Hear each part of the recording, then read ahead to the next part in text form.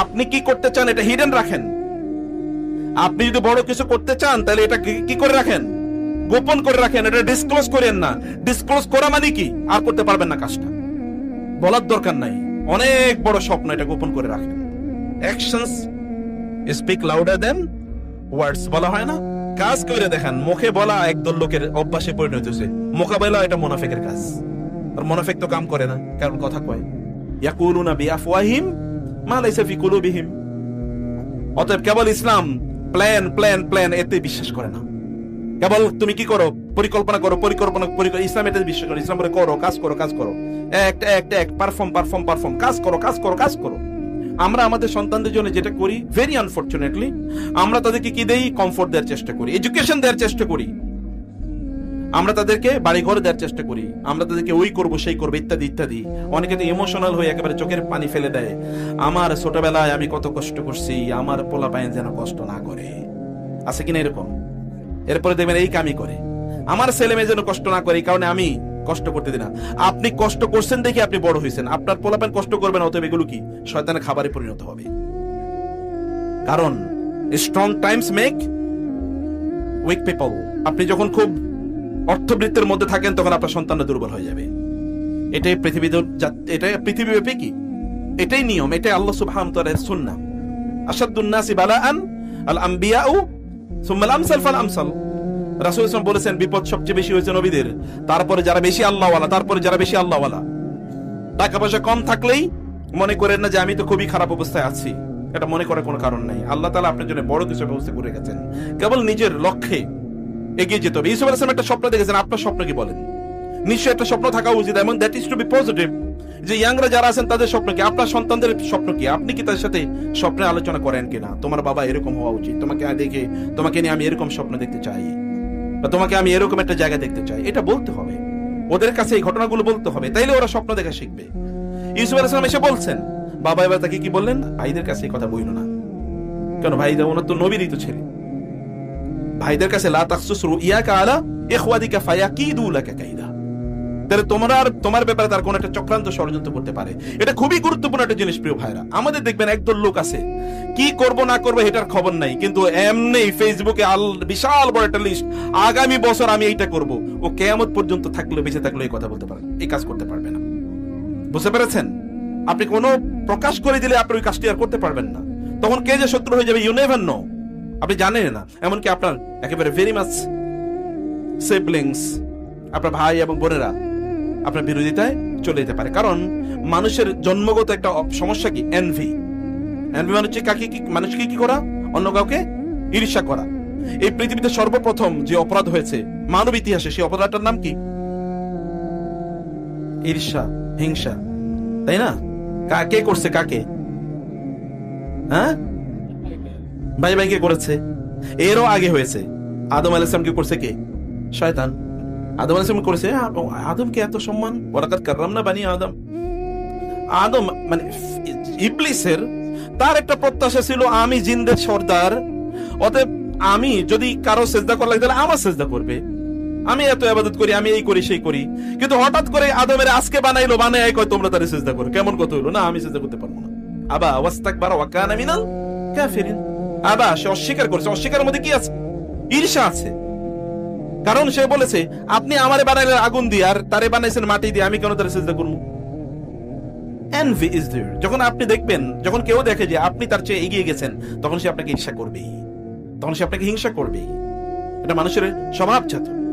এটা এর মানুষ তো ফেরেশতা না যে মানুষের মধ্যে থেকে এটা আল্লাহ তাআলা দূর করে দেবেন। অথবা মানুষ তো এখন জান্নাতে নাই, দুনিয়াতে আছে। দুনিয়াতে একটা টেম্পটেশনের জায়গা। ওয়ানাজাআনা মা ফি সুদুরি মিন গিল্লিন ইখওয়ানান আলা সুরুরিন মুতাকাবিলিন। যখন জান্নাতে যাবে তখন হিংসা বিদ্বেষ এগুলো সব আল্লাহ কি অন্তর থেকে এগুলো সব ঝেড়ে ফেলে দেবেন। কিন্তু দুনিয়াতে এগুলো সব আছে। এবং মুসলমানরা, বিশেষ করে নামাজিরা, মসজিদে যারা আসে, যারা দাড়ি টুপি রাখে, এদের অধিকাংশ জাহান্নামে যাবে কেবল হিংসার কারণে। বুঝেন নাই? মুসলমান দেখবেন নামাজি আপনার পাশে দাঁড়াইয়া নামাজ পড়তেছে, কিন্তু আপনার হিংসা করতেছে ভিতরে, সে জানেও না। রাসূল সাল্লাল্লাহু আলাইহি ওয়াসাল্লাম বলেছেন যে দাব্বা ইলাইকুম দাবু আল উমামি ক্বাবলাকুম আল হাসাদ ওয়াল বাগদা। অন্যান্য জাতিগুলো যেই কারণে ধ্বংস হয়ে গেছে, এগুলো তোমাদের দিকে ধেয়ে আসতেছে। এগুলো হচ্ছে আল হাসাদ, ঈর্ষা। অতএব ঈর্ষা করবে অন্য, তোমার এটা কাউকে বলার দরকার নেই, তুমি বইলো না। এছাড়াও বাবা হিসাবে তিনি তো দেখেছেন যে তার পরিবারের অন্যান্য সন্তানদের তাদের অবিডিয়েন্স এবং এই সন্তানের অবিডিয়েন্স কতটুকু, এই সন্তান অবিডিয়েন্স একটু বেশি, অতএব তাকে অন্য কেউ হিংসা করতেই পারে। এবং আপনাদের আশপাশে দেখবেন ভাই বোনের মধ্যে ঝগড়া বিবাদ গ্যাঞ্জাম এরকম আপনাদের সমাজে তো নাই, তাই না? আপনাদের আশপাশে এরকম কোন ঘটনা আছে নাকি? বরং এই পৃথিবীতে সর্বপ্রথম হত্যাকাণ্ড করছে কে? ভাই ভাই না? আল্লাহ সুবহানাহু বলেছেন যে নাবা আবনাই আদম বিল হক ইয ক্বাররাবা কুরবানান ফাতুকবিলা মিন আহাদিহিমা ওয়া লাম ইউতাকাব্বাল মিনাল আখার ক্বালা লাআকতুলান্নাকা ক্বালা ইন্নামা ইয়াতাকাব্বালুল্লাহু মিনাল মুত্তাকিন। তোমার কুরবানি কেন কবুল হলো? আমি তোমার হত্যা করব। এবার হাবিল বললেন ইন্নামা ইয়াতাকাব্বালুল্লাহু মিনাল মুত্তাকিন, আমার দোষ কি? আল্লাহ তাআলা যে মুত্তাকি তারটা কবুল করে। লাইম বাসাত্তা ইলাইয়া ইয়াদাকা লিতাকতুলানি মা আনা বিবাসিতি ইয়াদিয়া ইলাইকা লিআকতুলাক ইন্নী আখাফুল্লাহ রাব্বাল আলামিন। তুমি আমার হত্যা করতে চাইলে আমি তোমার কিছুই করব না। ভাই ভাইদের মধ্যে তো প্রবলেম থাকতে পারে। এবং নবীর আমি দুই নবীর মানে কথা বলছি, আদম আলাইহিস সালাম প্রথম নবী, তার দুই সন্তানের কথা বলছি, এবং ইসহাক আলাইহিস সালাম কথা বলছি, ইয়াকুব আলাইহিস সালাম কথা বলছি। প্রিয় ভাইরা বোনেরা, আমাদেরকে পরিবারের এনভায়রনমেন্টটাকে খুব সতর্কতার সাথে পিতা এবং মাতা হিসেবে আপনাকে সতর্ক দৃষ্টি রাখতে হবে। আপনার বাচ্চাদের প্রবণতা কি, যদি এটা আপনি না রাখতে পারেন, আপনার সন্তান কোন সন্তানের মধ্যে কি প্রবণতা আছে, তাইলে এগুলো গরু ছাগলই হইব। গরু ছাগলের মধ্যে তো আর কারো দৃষ্টিভঙ্গি নাই। গরু ছাগল বাচ্চা জন্ম দেওয়ার পরে এরপরে কোন খবর রাখে নাকি? অন্যান্য প্রাণীরা খবর রাখে না, কিন্তু সন্তান মানব জাতির এটা খবর রাখতে হয়। ও কি করছে, ওর টেন্ডেন্সিটা কি, ওর মধ্যে কি কাজ করে কি, তার মধ্যে তার ভেতরে কোন কোন ইস্যু কাজ করে, এগুলো তার অবশ্যই আপনাকে ভালো করে বুঝতে হবে। এরপরে সর্বোপরি আছে কি? শয়তান, ইন্না শাইতানা লিল ইনসানি আদুউম মুবিন। শয়তান কিন্তু আছে বাবা, তুমি কথা বইলো না। কিন্তু তিনি কি করলেন? ভাইদের কাছে উনি বলে দিয়েছেন গল্প। সেই ঘটনা যদি কোরআন বলে না, কিন্তু বলে দিয়েছেন তিনি।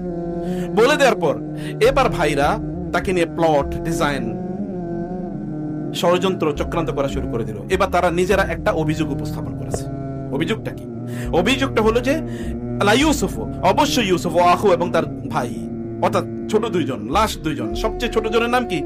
বিনিয়ামিন, যাকে বলে ওরা বেনজামিন। বিনিয়ামিন এবং 11তম জনের নাম কি? ইউসুফ।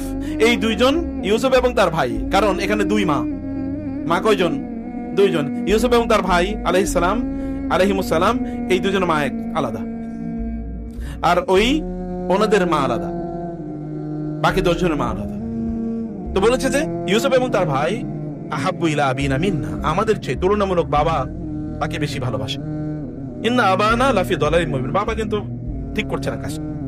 কারণ বাবা ওই দুই বাইরে বেশি ভালোবাসে, আমাদের বেশি ভালোবাসতেছে না। খুব ভালো করে খেয়াল করবেন, কোরআন যখন বলে কোনো ঘটনা, বুঝতে হবে এটার একটা হিউজ ইম্প্যাক্ট আছে। আমরাও যখন আমাদের সন্তানদের মধ্যে কাউকে একটু বেশি ভালোবাসি, কাউকে একটু কম ভালোবাসি, ওরা যদি বুঝে, তাইলে ওরা কি তখন একজন আরেকজনের বিরুদ্ধে চক্রান্ত শুরু করে দেবে। আপনি দেখবেন আপনার সন্তান, যেমন ছোট আপনার একটা বাচ্চা আছে, এর বয়স 2 বা 3, ওকে আপনি ভালোবাসেন। এরপরে দেখবেন ছোট আরেকজন যখন জন্ম নেবে, তখন কখনো কখনো ওকে তো আপনি একটু কম ভালোবাসতে পারবেন। এখন ওইদিকে একটু অ্যাটেনশন বেশি দেবেন, তখন তার মধ্যে জেলাসি তৈরি হয়ে যাবে। তখন কখনো মন খারাপ করে থাকবে, আমার একটু পছন্দ করে না, আমার দিকে সময় দেয় না। এরকম আমরা অনেক সময় অন্যায় করি। ছেলেকে ভালো কলেজ, স্কুল, ইউনিভার্সিটি, মাদ্রাসায় পড়াই, মেয়েদেরকে একটা জবত হবে একটা পড়ায় দেই আর কি। আবার যখন ভাগ বাটোয়ারার প্রশ্ন উঠে, তখন আমরা কি করি? ছেলেদেরকে একটু ভালো জায়গা দেই, মেয়েদেরকে একটু কম, একটু খারাপ জায়গা দেই।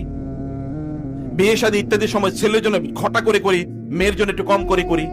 ইত্তকার ব্যাপক পরিমাণ ছেলে অথবা বড় ইত্যাদি, কিন্তু আমাদের একটা ডিসপ্যারিটি আছে। এই ডিসপ্যারিটি কিন্তু আপনি নিজে তৈরি করে আপনার পরিবারের অথবা ভাই বোনদের মধ্যে যে একটা লাভিং রিলেশন থাকার কথা, এটা আপনি ধ্বংস করে দিচ্ছেন। কারণ এমনিই তো মানুষের মধ্যে প্রবলেম আছে, আর আমরা যখন এটা ক্রিয়েট করি, তখন এটা কি হতে পারে? আমরা যখন এটা তৈরি করি, তখন কি হতে পারে? ইউসুফ আলাইহিস সালাম অথবা বিনিয়ামিনের প্রতি ইয়াকুব আলাইহিস সালামের ভালোবাসা বেশি থাকতেই পারে, কারণ এই দুজন অনেক বেশি দিনদার, এই দুজন অনেক বেশি অবিডিয়েন্ট, বাবার কথা বেশি শুনে। অথবা একটু ছোটর প্রতি একটু থাকতে পারে, কিন্তু বড়রা এটাকে মিস ইন্টারপ্রেট করছে, তারা ভিন্নভাবে নিচ্ছে। এটা ইয়াকুব আলাইহিস সালাম বুঝতে পেরেছেন। ইয়াকুব আলাইহিস সালাম বাবা হিসেবে তিনি এটি বুঝেছেন, এবং এখানে তিনি সতর্ক করেছেন যেন এটা কোনোভাবে ইগনাইটেড না হয়, যেন এটা বড় না হয়, এবং এটা যেন কোনো একটা খারাপ অবস্থা যেন তৈরি না করতে পারে। কিন্তু ইউসুফ আলাইহিস সালাম তো বলে দিয়েছেন এটা তো ওর বাবা জানেন না।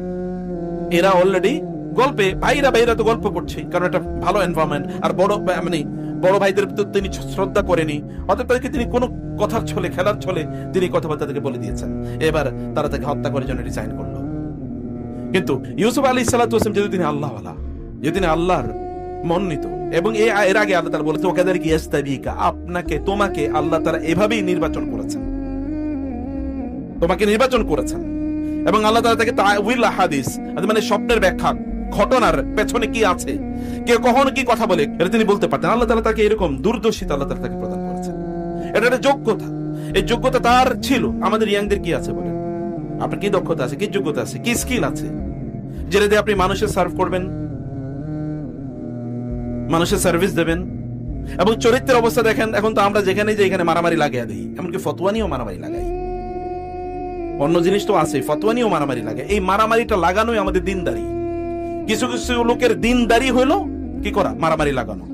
অমক ছবি দিয়ে ক্রস, অমকের কথা শোনা যাবে না, অমকের ফলো করা যাবে না।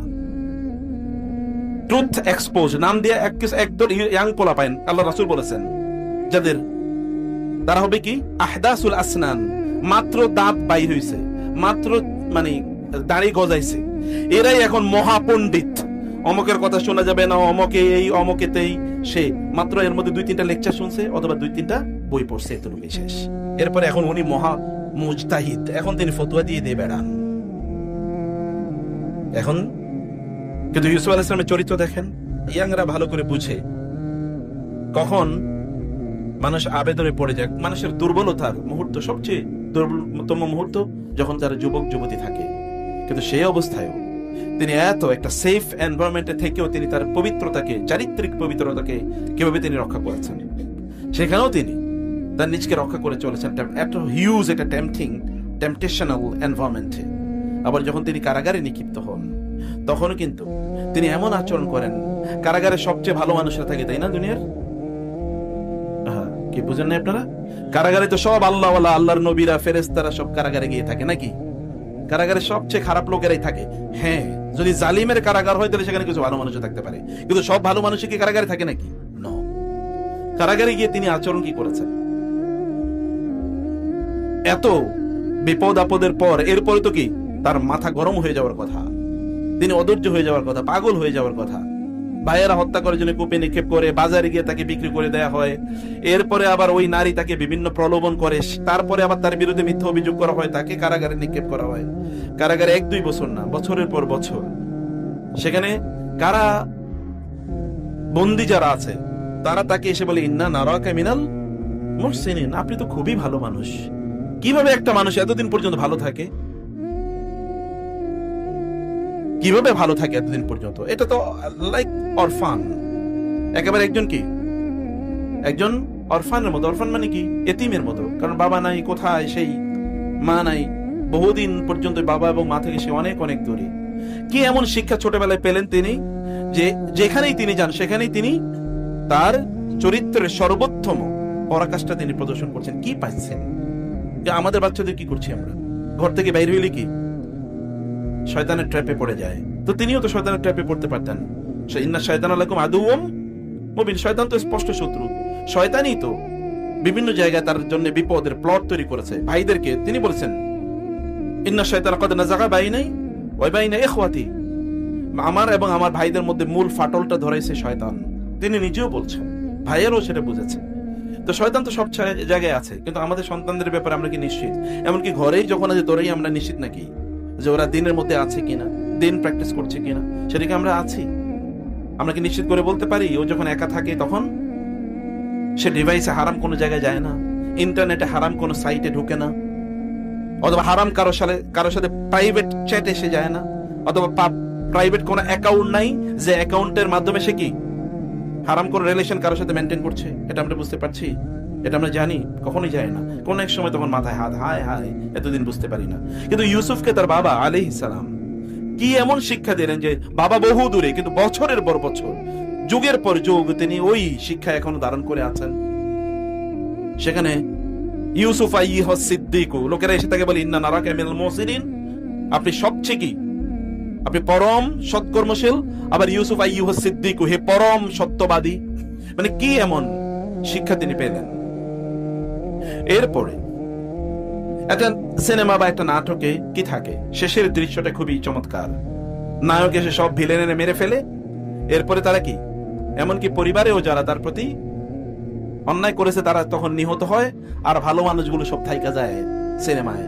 কিন্তু এটা একটা ভিন্ন ধরনের নাটক, এটা একটা ভিন্ন ধরনের দৃশ্য, যেখানে সব ক্রিমিনালরা এসে আল্লাহর কাছে আত্মসমর্পণ করে এবং সবাই মিলে ভালো মানুষ হয়ে যায়।